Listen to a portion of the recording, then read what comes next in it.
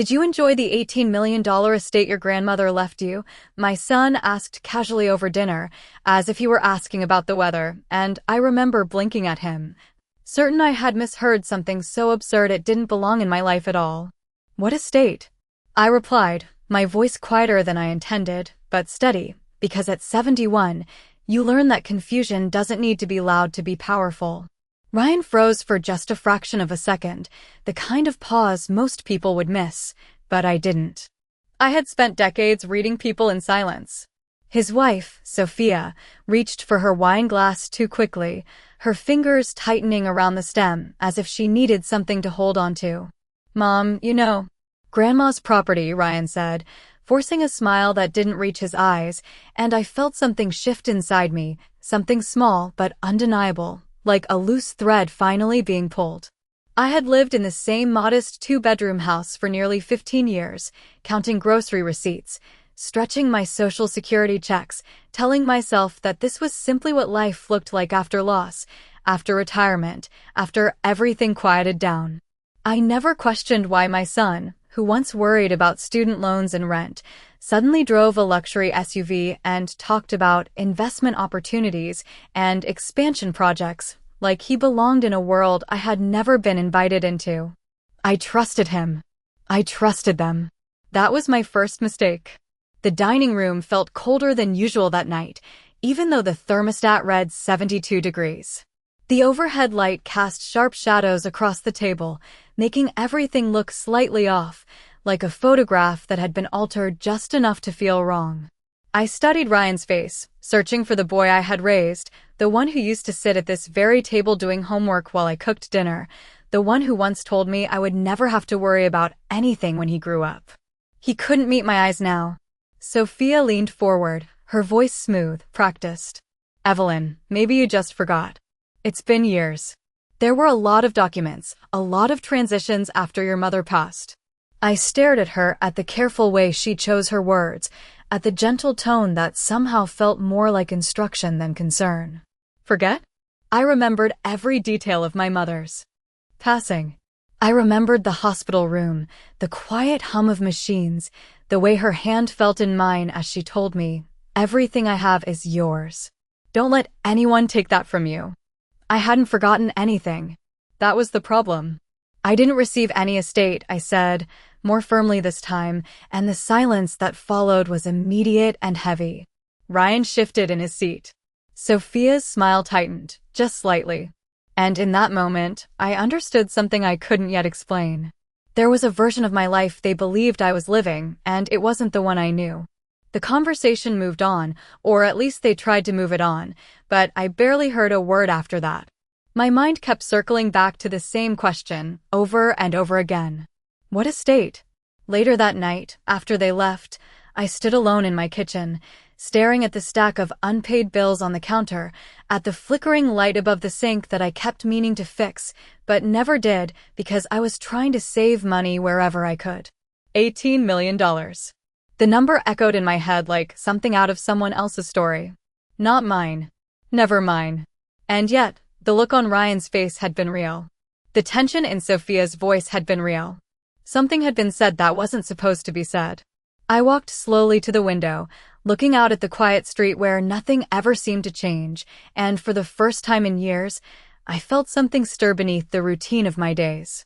Not fear. Not anger. Something sharper. Awareness. If there was an estate, if there had ever been anything of that size connected to my name, then it hadn't just disappeared. It had been moved. Hidden. Redirected. And I had been left out of my own life. I didn't cry. I didn't panic. I simply stood there, letting the silence settle around me, and made a decision that would change everything. I was going to find out exactly what had been taken from me. And more importantly, who thought I would never notice. I did not sleep much that night, not because I was afraid, but because my mind refused to settle into the version of reality I had been living for years. I sat at my kitchen table long after midnight. The same table where I had paid bills, clipped coupons, and told myself that careful living was simply part of growing older. The numbers in my checkbook had always been small, predictable, manageable if I stayed disciplined. I knew exactly how much my electricity bill averaged in the winter, how much groceries cost if I avoided unnecessary items, how far I could stretch a single prescription refill. That kind of life does not exist next to an $18 million estate. Those two realities do not belong to the same person. And yet somehow, they both pointed back to me. The next morning, I followed my usual routine. I made coffee, measured carefully, 1 scoop per cup, just like I had done for years. I toasted a single slice of bread. I stood at the sink and watched the neighborhood wake up, the same quiet street, the same passing cars, the same rhythm I had trusted because it never changed. But something inside me had already shifted. I was no longer standing there as the woman who accepted what she was given. I was standing there as someone who had been left out of something that should have belonged to her. I picked up my phone and scrolled through my bank account again, even though I already knew what I would see. The balance was the same. Modest. Unremarkable. Real. Then I thought about Ryan. About the watch he wore last night, the one he casually adjusted while speaking.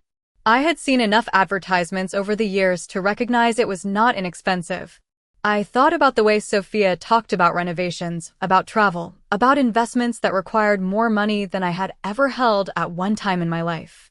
I had dismissed all of it before as success, as good fortune, as something a mother should be proud of without asking too many questions. Now, those same details felt like pieces of a puzzle I had never been allowed to see. I did not call Ryan. I did not confront Sophia. I knew better than that. If something had been hidden from me for this long, it was not an accident. It was a system. And systems do not break because you ask politely. They break when you understand them. Instead, I went to the hall closet and pulled down the old storage box I had not opened in years. Inside were documents I had kept after my mother passed. Insurance papers. Property tax statements. Letters with official letterheads that I had skimmed once, trusted someone else to handle, and then filed away because I believed that was the responsible thing to do. I sat down and began reading slowly, carefully, line by line. It did not take long for the first inconsistency to appear. A property reference I did not recognize. A parcel number that had never meant anything to me. A note about a trust account that I had no memory of accessing. My hands did not shake. My breathing stayed steady. But my focus sharpened in a way I had not felt in years. I was not confused anymore. I was paying attention. By the time the sun was fully up, I had a list of questions written in my own handwriting. Clear. Direct. Precise. And one name circled twice at the bottom of the page. A builder. Someone connected to the land mentioned in those documents. Someone who, according to the paperwork, had worked on a project tied to my mother's estate. I stared at that name for a long moment, then reached for my phone again. If there had been a secret, it had not stayed buried on its own. Someone had built something on top of it. And builders always know what lies underneath.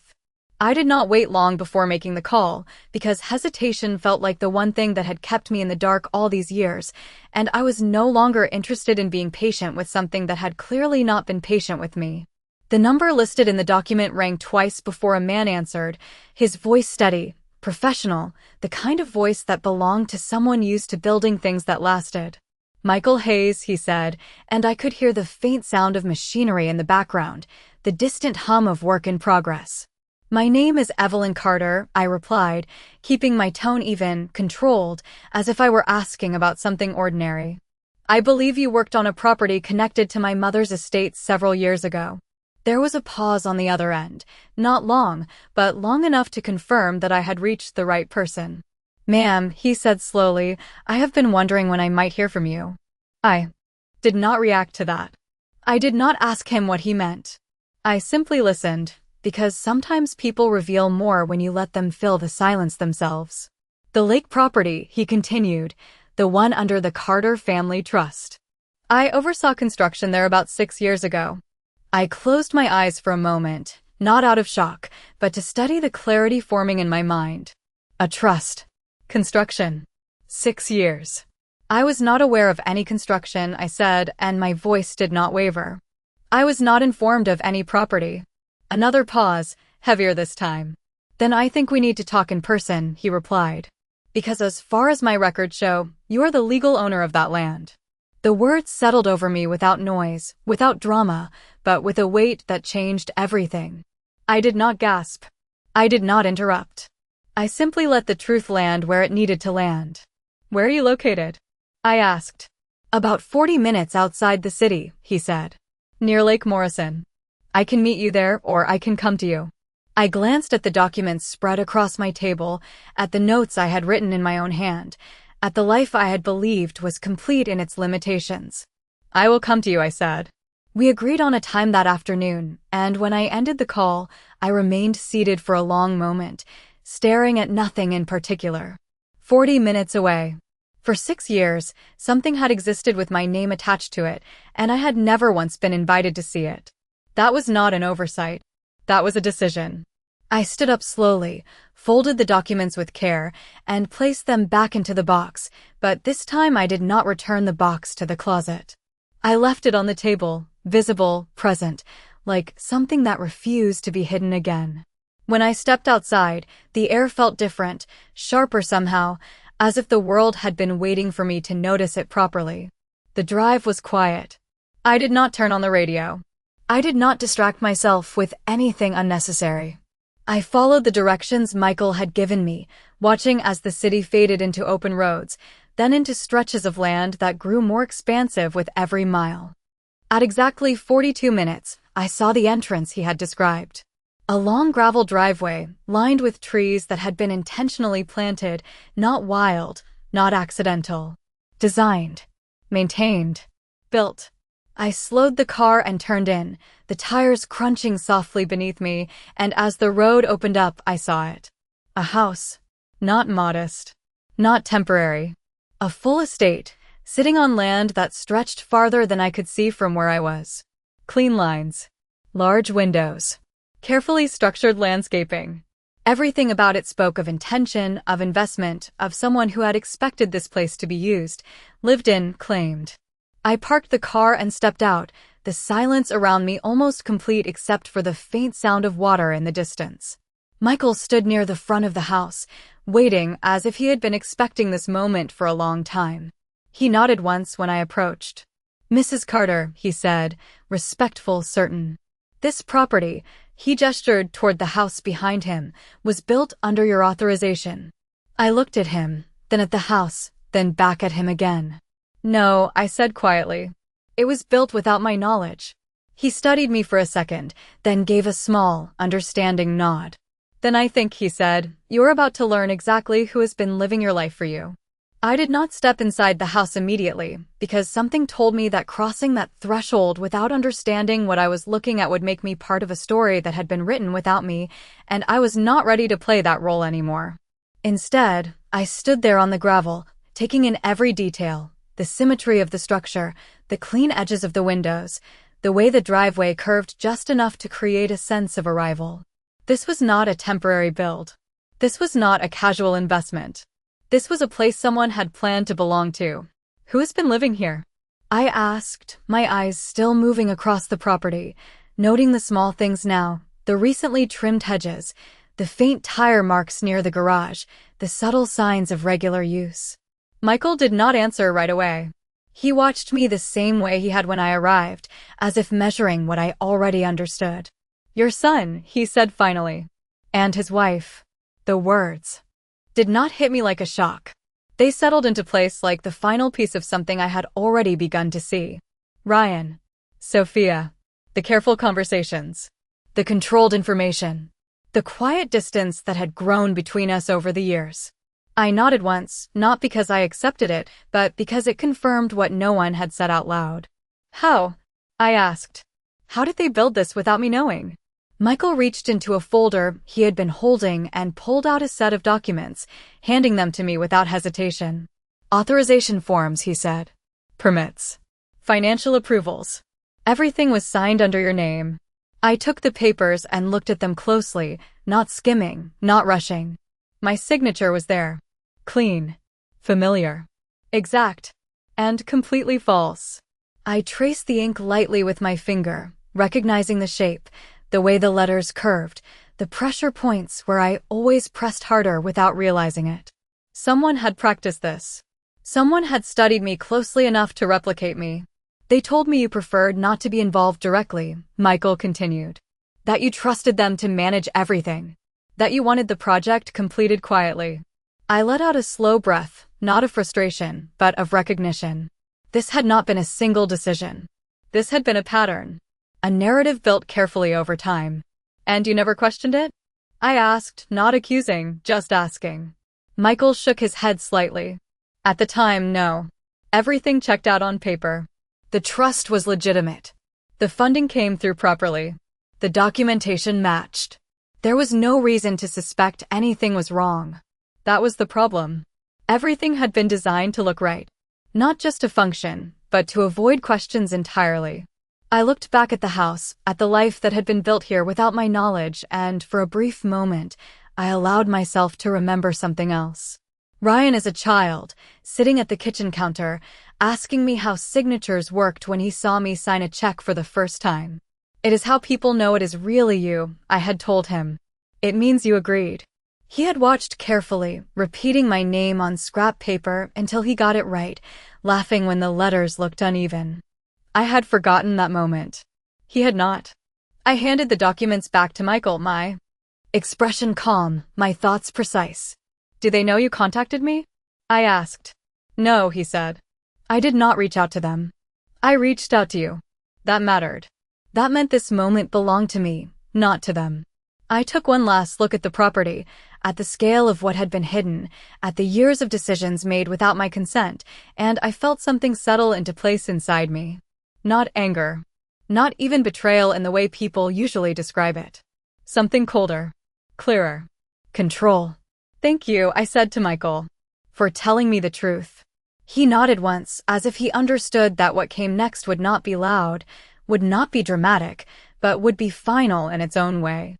I turned back toward my car, the gravel shifting beneath my shoes, and as I reached for the door handle, I already knew what I would do next. I would not confront them. Not yet. I would not ask questions they had already prepared answers for. I would not give them the opportunity to adjust their story. Instead, I would go home, and I would begin removing their access to everything they believed was theirs. Because the moment I stepped away from that house, it stopped being a secret. And the moment it stopped being a secret, it became mine again. I drove home without rushing, not because I was uncertain, but because I understood that every decision I made from this moment forward needed to be deliberate, controlled, and irreversible. The road felt different now, not because it had changed, but because I had. I had spent years moving through life reacting to what was given to me, accepting what was explained, trusting what was presented. That part of me had ended the moment I saw that house. When I stepped back into my kitchen, everything looked exactly the same as it had that morning, the same stack of bills, the same quiet hum of the refrigerator, the same worn countertop I had leaned on for years. But now I saw something else beneath it all. A life that had been carefully minimized. Not by circumstance, but by design. I placed the documents back on the table and sat down, pulling my notebook closer. I did not feel overwhelmed. I did not feel emotional. I felt focused. The first thing I wrote was a single sentence. Find out who controls the trust. Because that was the center of everything. Not the house. Not the money. Control.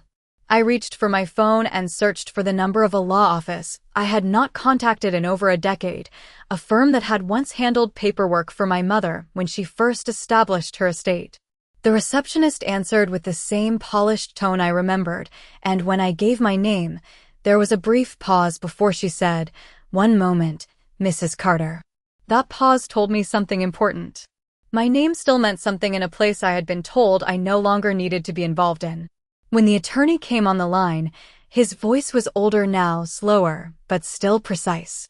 "Mrs. Carter," he said, "it has been a long time." "Yes," I replied, and I believe that is part of the problem. I explained only what was necessary. Not everything. Not yet. I did not mention Ryan. I did not mention Sophia.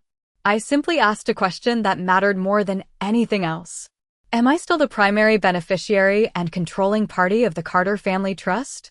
There was a brief sound of typing, then silence, then a single word that changed the direction of everything. "Yes." I closed my eyes for a moment, not out of relief, but out of confirmation. They had not removed me. They had worked around me. Has there been any transfer of authority? I asked. Any legal reassignment? No, he said. All authority remains in your name. However, there have been operational permissions granted to secondary parties for project management purposes. I did not need him to say their names. I already knew. Those permissions, I said carefully, can they be revoked? This time, there was no pause. Immediately, I opened my eyes and looked at the room around me, at the quiet space that had held me while others made decisions in my name. Not anymore. I would like to schedule a full review of all trust activity, I said. And I want all secondary permissions suspended until further notice. Of course, he replied. I can have the paperwork prepared today. I ended the call and sat there for a moment, letting the weight of what I had just done settle into place. Somewhere, without them knowing it yet, something had already shifted. Access, authority, control. The things they had assumed were permanent were not. I stood up and walked to the sink, rinsing out my coffee cup slowly, methodically, as if nothing had changed. But everything had. I did not call Ryan. I did not warn Sophia. I did not give them time to prepare explanations or excuses or carefully constructed versions of the truth. Because the truth was no longer something I needed from them. I already had it.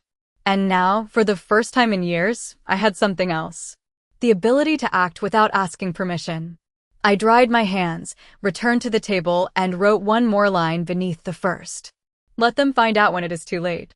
Then I closed the notebook, not as someone who had just discovered a problem, but as someone who had just taken back ownership of her life. I did not need to wait long for the first crack to appear, because systems built on borrowed authority tend to fail the moment that authority is withdrawn, and what surprised me most was not how quickly it happened, but how predictable it felt once it did. It was the next morning when my phone rang, Ryan's name flashing across the screen with a persistence that told me this was not a casual call. I let it ring twice before answering, not to create drama, but to remind myself that I was no longer responding on instinct. Mom, he said, his voice tight in a way I had never heard before. Did you do something with the accounts? I leaned back in my chair, my gaze resting on the closed notebook in front of me. What do you mean? I asked calmly. There was a pause, followed by the sound of movement on his end, as if he was pacing. The construction account, the project funds, everything is locked. I tried to access it this morning and it is just gone. The bank said there is a hold placed by the primary authority. I did not answer immediately. I let him sit in that space, the same kind of space I had lived in for years, where something felt wrong but no one explained it. That sounds inconvenient, I said finally. Inconvenient, he repeated, his voice rising slightly before he caught himself. Mom, this is not just inconvenient. We have contractors, payments, ongoing work. Sophia is already on the phone trying to figure out what is happening. Of course she was. I could almost see her, standing in that house, phone in hand, trying to regain control of something that had never truly belonged to her. Perhaps, I said, my tone steady, you should have considered that before managing something that was not yours to manage. The silence that followed was different this time. Not confusion. Not uncertainty. Recognition. What are you talking about? Ryan asked, quieter now. I turned my chair slightly, looking out the window at the same street that had once felt so small. I visited the property yesterday, I said. I did not need to say which one. He knew. You? What? His voice dropped, and I could hear something else beneath it now. Not just stress. Fear. I spoke with the builder, I continued. I reviewed the documents. I saw the signatures. Another silence, longer this time, heavy with everything he was trying not to say. Mom, we were going to tell you, he said finally, the words coming too quickly, too rehearsed to be true. It was complicated, and Sophia thought it would be better if we handled things first, and then, you handled it, I interrupted gently. Without me. I did not raise my voice. I did not accuse. I simply stated what was already undeniable. It is my name on every document, Ryan. My authority that allowed that house to be built. My trust that funded it. And my absence that made it possible for you to believe you could control it. I could hear his breathing now, uneven, searching for something to hold on to. "We were protecting you," he said, but even he did not sound convinced. "From what?" I asked. He did not answer. Because there was no answer that made sense. I stood up slowly, walking toward the sink again, following the same motions as the day before, grounding myself in something familiar while everything else shifted. "The permissions have been revoked," I said. "All of them. Effective immediately." "You cannot just do that," he replied, but the certainty was gone from his voice. "I already did." I let that settle. Then I added one more thing, not as a threat, not as a warning, but as a fact. "And Ryan," I said, "this is only the beginning." I ended the call before he could respond, placing the phone down carefully on the counter. Somewhere, in a house I had never been allowed to enter, panic was beginning to replace confidence. And for the first time in years, I did not feel left out of the story. I felt like the one writing it. The second call came less than an hour later, and this time it was not Ryan. It was Sophia. I recognized the number immediately, but I let it ring longer than I had with him, not out of hesitation, but because I wanted her to understand that access was no longer automatic. When I finally answered, she did not bother with pleasantries. "Evelyn," she said, her voice tight but controlled, "I think there has been a misunderstanding." I leaned against the counter, folding one arm over the other, listening. "The accounts have been frozen, the contractors are calling, and we are in the middle of several active commitments. This kind of disruption is not just inconvenient, it is damaging." I almost smiled at the phrasing. Not emotional. Not personal. Strategic. That was her language. "Then you should have considered that before using my authority without my knowledge," I replied. There was a brief pause, then a shift in her tone, softer now, more deliberate. "We did not use anything without intention," she said. "We were managing things on your behalf. Ryan told you that. We were trying to make this easier for you." I closed my eyes for a moment, not out of frustration, but because I recognized the pattern. Redirection. Justification. Reframing control as care. "You built an $18 million estate in my name," I said quietly, "without ever informing me it existed. That is not management. That is concealment." This time, she did not respond immediately. And in that silence, I heard something I had not heard from her before. Uncertainty. "We were going to tell you," she said eventually, but the words did not carry the same weight they had before. "We just needed everything to be finalized first." I let that settle, then asked a question she was not prepared for. "Finalized for whom?" Another pause. Longer now. I did not interrupt it. I did not fill it. I let it stretch until the answer revealed itself in its absence. "Evelyn," she said finally, her voice sharpening again, "this does not have to become a problem. We can resolve this quickly if we just sit down and discuss it like a family." There it was. The pivot. When control fails, offer negotiation. When negotiation fails, offer unity. I had seen it before, just never directed at me so clearly. "This is not a discussion," I said. "This is a correction." I moved away from the counter and sat back down at the table, my hand resting lightly on the closed notebook. "All secondary permissions have been revoked. The trust is under full review. And until that review is complete, nothing moves without my approval." I could hear her breathing now, slower, measured, calculating the next angle. "You are making this more complicated than it needs to be," she said. "There are legal implications to what you are doing." I almost laughed at that, but I did not let it show. "I am fully aware of the legal implications," I replied. "That is why I am following them." That was the moment everything shifted. Not in volume, not in tone, but in position. She was no longer speaking from authority. She was reacting to it.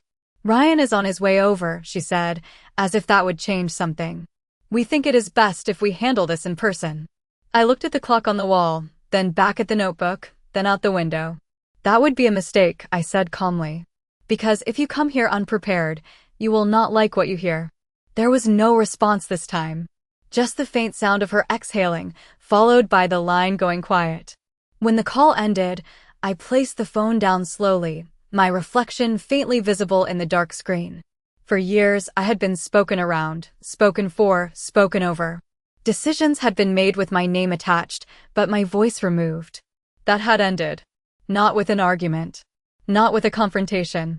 But with a simple shift in control. Somewhere, in that house by the lake, the version of their life that depended on my silence was beginning to collapse. And I had not raised my voice once.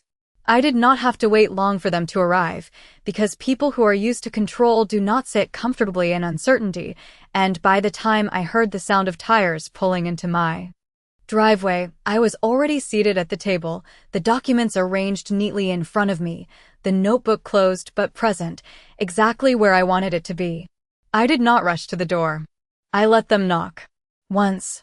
Twice. A third time, sharper now. Only then did I stand and walk over, opening it with the same calm expression I had worn all morning. Ryan stepped inside first, his movements tight, controlled, but beneath that I could see the same boy who used to look at me when he had done something wrong and did not yet know how to fix it. Sophia followed behind him, composed as always, but her eyes moved quickly, taking in the room, the table, the papers, calculating. "Mom," Ryan began, but I raised my hand slightly, not to silence him, but to slow him down. "Sit," I said. He hesitated for just a moment, then did as I asked. Sophia chose her seat carefully, not beside him, but slightly angled, as if positioning herself for negotiation rather than conversation. I remained standing for a second longer, then took my place across from them, creating a clear line between us. No confusion. No overlap. "Before you speak," I said, my voice even, "you should understand something. This is not a conversation about feelings. This is a conversation about facts." Ryan looked at me searching, but Sophia spoke first. "Evelyn, we came here to resolve this," she said. "There is no need to escalate things when we can come to a reasonable understanding." I nodded once, acknowledging the words without accepting them. "Then let us begin with something reasonable," I replied, sliding the documents across the table toward them. "Explain these." Ryan picked up the top page, his hands less steady now, his eyes moving quickly as he recognized what he was looking at. Sophia leaned in slightly, her expression tightening just enough to confirm what I already knew. "You signed those," she said, her voice controlled. "Everything was authorized." I did not look at her. I looked at Ryan. "Did I?" I asked. He did not answer. Because the answer was already in front of him. "That is my name," I continued, "but that is not my consent." I reached forward and tapped the signature lightly with my finger. "Do you remember when you were 8 years old and asked me how signatures worked?" I said quietly. "You said it meant something belonged to you. That it proved it was yours." His head lowered slightly, the memory landing where it needed to land. "This," I said, gesturing to the papers, "was never yours." The room fell into silence, not empty, but full of everything they were realizing at the same time. Sophia was the first to recover. "Even if there were miscommunications," she said, choosing each word carefully, "the property has been developed, the funds have been invested, and there are legal structures in place that cannot simply be undone without consequence." I leaned back slightly, studying her. "You are right," I said. "There are consequences." I reached for the second set of documents and placed them beside the first. "All access to the trust has been suspended. All project permissions have been revoked. Every financial movement tied to that property is now under review." Ryan's head snapped up. "You cannot just take everything away," he said, the first real emotion breaking through his control. I held his gaze, not harshly, not coldly, just clearly. "I did not take anything away," I said. "I removed what was never yours." The words settled into the space between us, final in a way that did not require volume. Sophia inhaled slowly, her posture shifting again, searching for another angle, another way in. "Then what do you want?" she asked. And for the first time, I allowed myself a small pause, not because I needed to think, but because I wanted them to understand the weight of what came next. "I want everything returned to its proper place," I said. "And I want you to understand exactly where that place is." I folded my hands on the table, steady, certain. Because from this moment forward, nothing connected to that trust moves without me. Not a dollar. Not a decision. Not a single step. I looked at both of them, not as someone asking for agreement, but as someone stating reality. And this time, I said quietly, I will be present for all of it. I did not rush to fill the silence after my words settled, because I understood something they were only just beginning to realize, that control is not taken through noise or force, but through clarity that leaves no room for interpretation. Ryan sat back in his chair, his hands resting on the table as if he needed something solid to hold on to, while Sophia remained perfectly still, her expression composed, but no longer confident. The balance had shifted, and for the first time, they could feel it. So what happens now? Ryan asked finally, his voice lower, stripped of the certainty he had carried into the room. I looked at him, not as a mother trying to comfort her son, but as the person who had been removed from decisions that belonged to her. Now, I said, everything is reviewed properly. Every document, every transaction, every signature that carries my name. Sophia leaned forward slightly, her voice careful again, searching for structure. That could take months, she said. There are ongoing obligations, timelines, financial commitments that cannot simply pause without consequences. I nodded once. Then those consequences will be managed, I replied. But they will be managed correctly this time. She held my gaze for a moment, then asked the question she had been building toward since she walked in. And us? I did not answer immediately. I let that word remain in the air, because it was the one thing that had been used most often to justify everything that had been done without me. Us. Family. Protection. Words that sounded whole, but had been used to exclude me piece by piece. You will step back, I said finally. Completely. Ryan shifted again, his jaw tightening. Mom, we have already invested years into this, he said. Time, effort, planning. You cannot just expect us to walk away like none of that matters. I studied him carefully, not dismissing what he felt, but placing it where it belonged.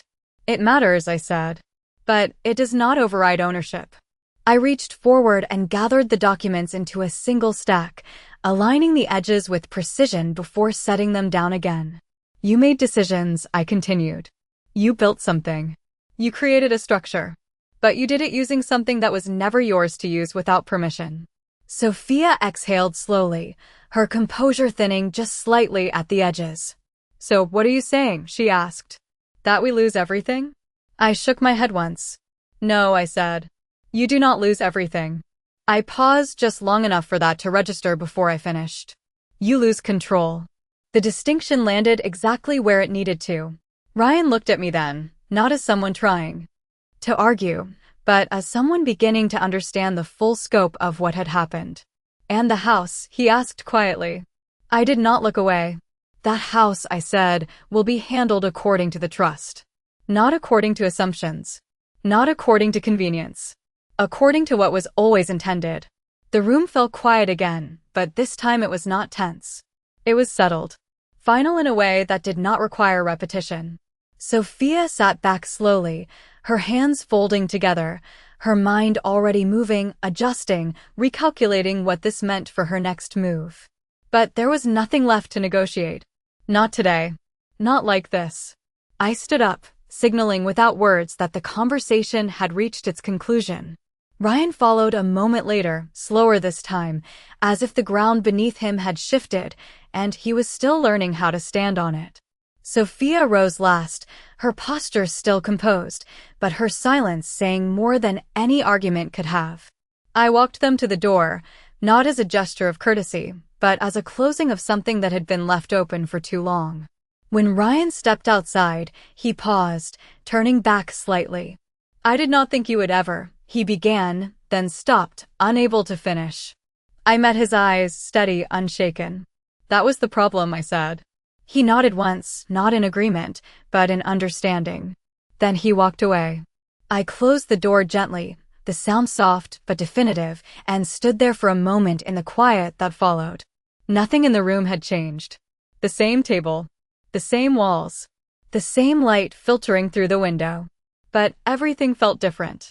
Because for the first time in years, I was not living around decisions that had been made for me. I was living inside the truth of what was mine. And I had no intention of stepping outside of it again.